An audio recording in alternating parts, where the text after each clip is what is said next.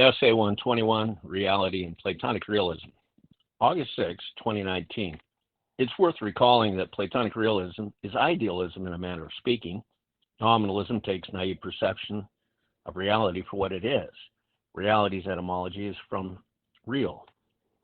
The etymology of real is matter or thing. Reality simply means then being, in contrast to non-being. Platonic realism has a world spirit providing structure for everything that exists from a realm of forms. It is as if God ordered the intelligence to provide structure and form for everything. An example might be the design of parameters of the universe that are constants, fine-tuned constants, that enabled molecules and atomic structure to exist in standard forms. Berkeley and idealism differs from Hegel's. It has a more existentialist sense about it. There is no outside world. Humans exist in the universe and interpret the forces encountered in similar ways, as if the three-dimensional particle quantum world that exists in virtue of particles being slowed down from light speed in the Higgs field to sublight speed. People interpret light waves of the electromagnetic spectrum as colors, shapes, motion, etc. Marx's ideas are so silly regarding anything besides sociological observations that they have paltry value, metaphysics, physics, or whatever. Dialectic, trialectic, C.S. Peirce ideas are synthetic constructions from numerous sources, sometimes. 123, Philosophical Issues with Darwin's Theory. Philosophical problems with Darwin's theory might be taken to mean generally that people don't support the evolution paradigm. Some believe the Bible and Genesis especially are in opposition to evolution. I don't see it that way, having learned science and Christianity together from early youth. So one might want to explain more fully to people why one can find everything natural, not created by humans, is created by God in default. God, after all, has lots of time. And eternity is a lot of time to create a multiverse or universe and set it working, especially if time only exists in a three-dimensional field, then it is non-temporal and without time in God's eternal realm. If every last atom and quark was foreknown by God and planned, that would include evolution too. Really, it's quite interesting. And the better one is informed of the Bible and of cosmology, the more interesting it becomes. God is a lot smarter than humans. It's good he left the Bible for a guide and sent his son to the world to help out. I wrote a lot of brief essays on the topic and published 2 books with those essays. One is free, God, Cosmology, and Nothingness, subtitled Theory and Theology in a Scientific Era.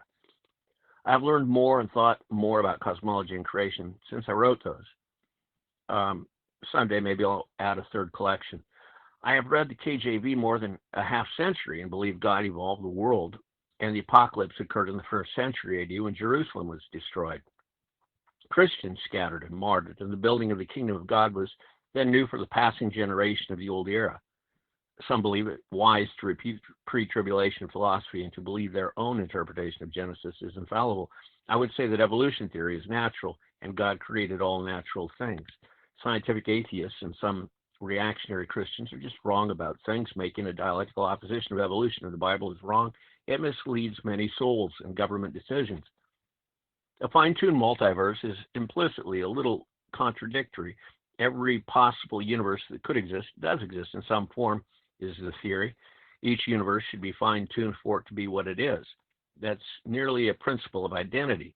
The universe has a built-in Occam's razor compelling it to lack a surfeit of alternative variables and constants, yet God and Spirit and the constants and variables of any given universe aren't really germane. They are downstream in a manner of speaking. G.W.F. Hegel believed that the universe was the world spirit trying to realize itself through history, paraphrased with someone I cannot recall.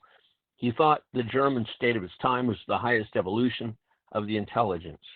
Dialectical evolution loosely would have been the universe trying to be and become, interacting with itself.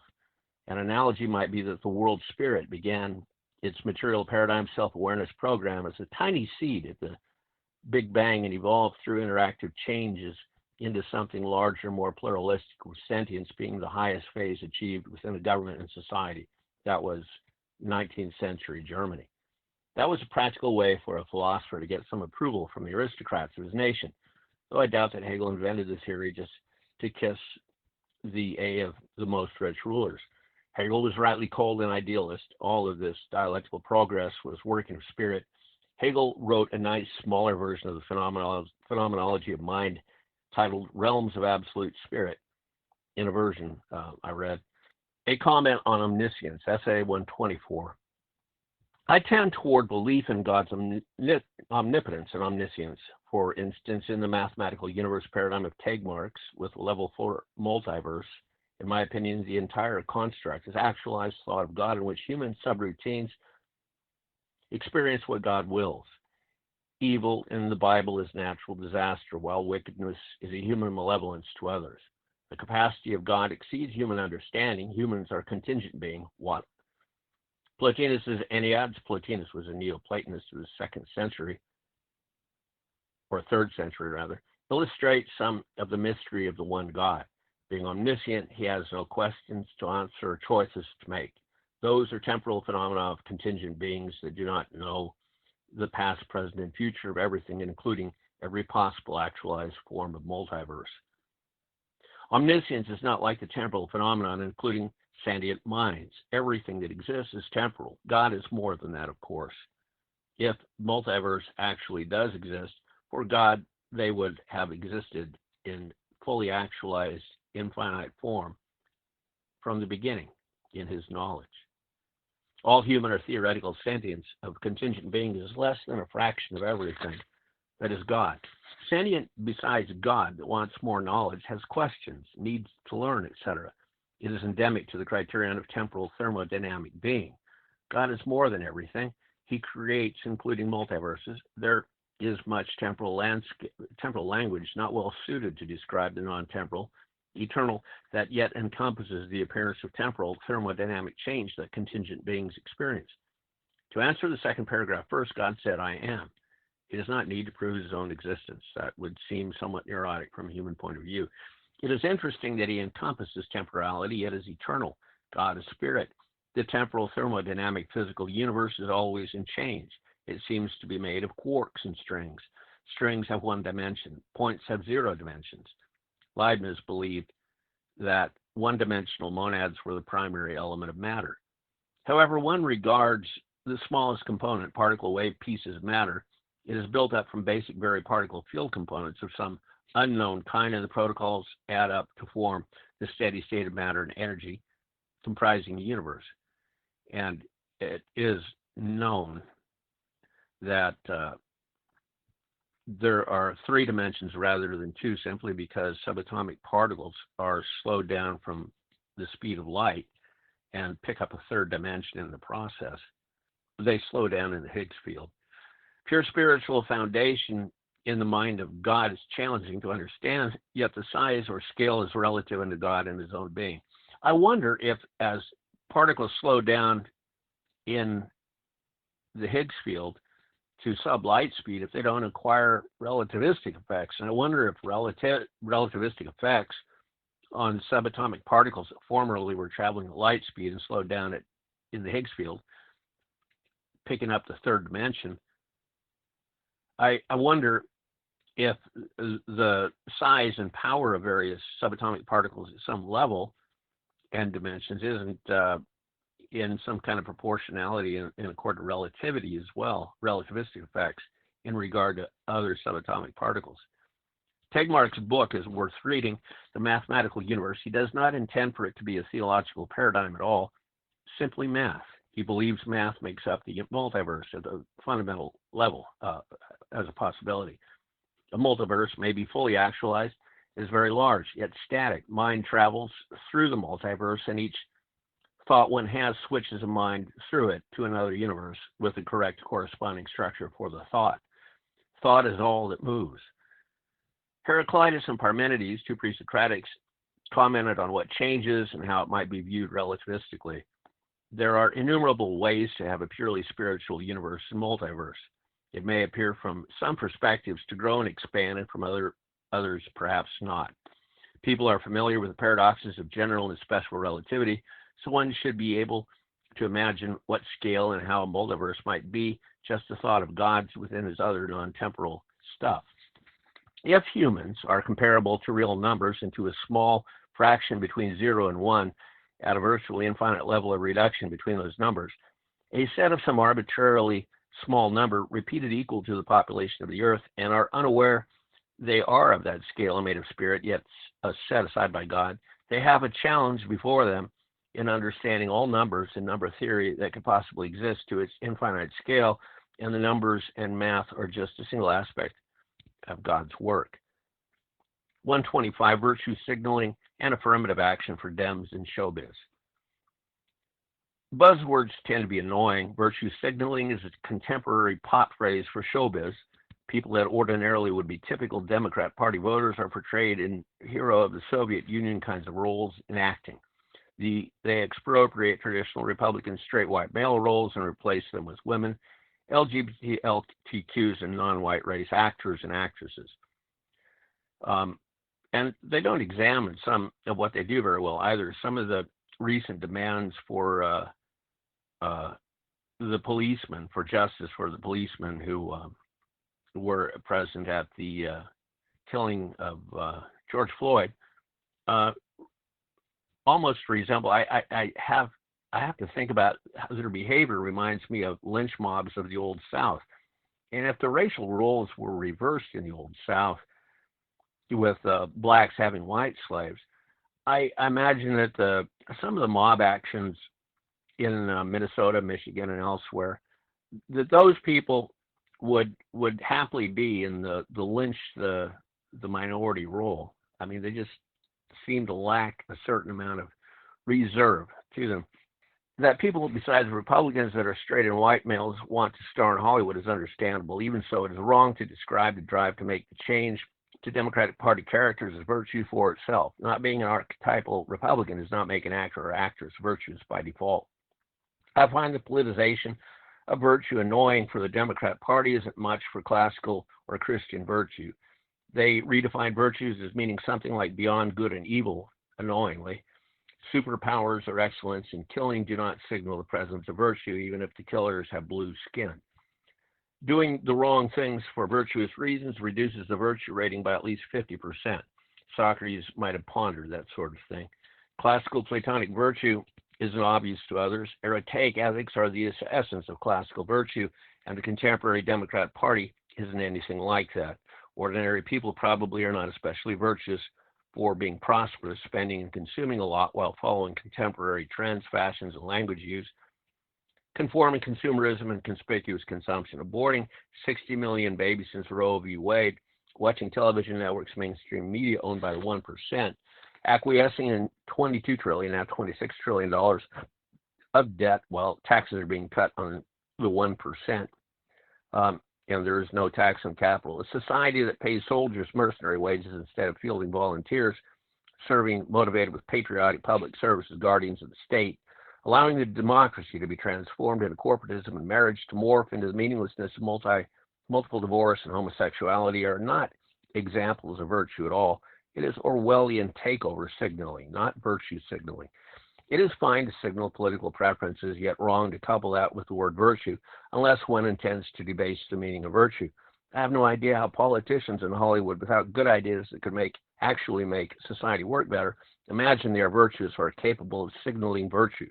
A high court that reinforces social standards of godless swinishness isn't a good source for social instruction for virtue, much less Hollywood types.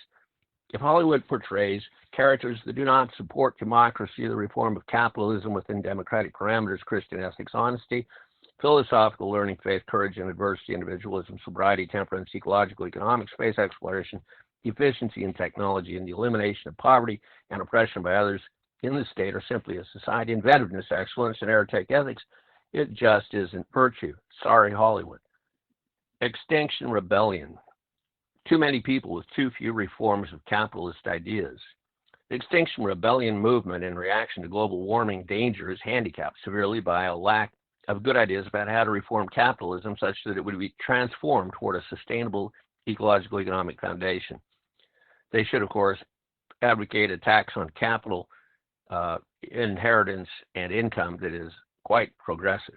Capitalism and democracy are the best tools for reforming economic infrastructure quickly with structural adaptations to combat the world of environmental problems created as a result of human technological evolution, and too many people living on Earth consuming its natural resources and polluting the air with greenhouse gases. The leftist approach is to use global treaty arguments that reinforce global government and repress individual human rights. They even look towards socialism and the domination of government bureaucrats. It is a wrong approach that leads to social conflicts with great opportunity costs in dividing the electorate and rendering the default with concentrated wealth and power for corporate and communist elites inevitably reinforced. They need to understand that simple actions can go a long way toward reforming economic infrastructure that pollutes and harms the ecosphere. There are far more ecosphere problems than global warming that require remedies directly. The best tools of national government for ecospheric remediation are being left unused. Not a single nation on Earth has a sustainable ecospheric economic infrastructure. Global treaties won't change that. 127, ossified invention in the U.S. political economy. Political economy theory has ossified since the end of the Cold War. The electorate of the United States is virtually illiterate on what political economy is. Academic elites seem equally ignorant of the malleability of political economy and its readiness for reconstructive invention. AOC's recent Greenhouse New Deal had a sentiment of expensive remediation of greenhouse gases and socialist redistribution, presenting great opportunity costs, a very expensive and inadequate approach to the vast ecosphere decline problem, of which global warming is just one symptom. Some of the electorate knows of classical semi-Aristotelian ideas of political economy forms such as tyranny, democracy, and aristocracy. They may additionally know of socialism and communism. Today, some regard capitalism as akin to a political form too. It is in a particular paradigm supported by democracy. Political forms may be synthetic and readily invented, as may political economy. Many Americans mistakenly believe macroeconomics is technical and empirically subject to scientific and rigorous fine-tuning. An economic system, once selected, may be technically supported with ratios, distributive allocations, and so forth.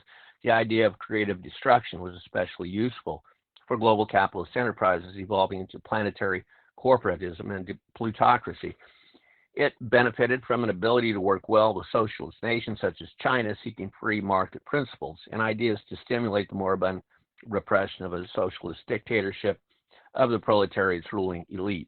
Socialism represses, stifles free speech in the marketplace of ideas, as does corporatism over time. The most notable fact of omission from the contemporary American political scene are the tools available for democracy to set or rest the parameters of political economy that could be utilized in transitioning the political economy of the nation to one that is ecologically responsible, sustainable, and that eliminates undertows and riptides of situation, ally forced individual positions, bringing repressive poverty. Democracy is something that is neglected today, except for electing status quo candidates that pursue pure consumptive political economies that are economics that are ruining the world ecosphere and causing a mass extinction. The latter may expand one day to include most of humanity too. Capitalism is nothing more than material wealth.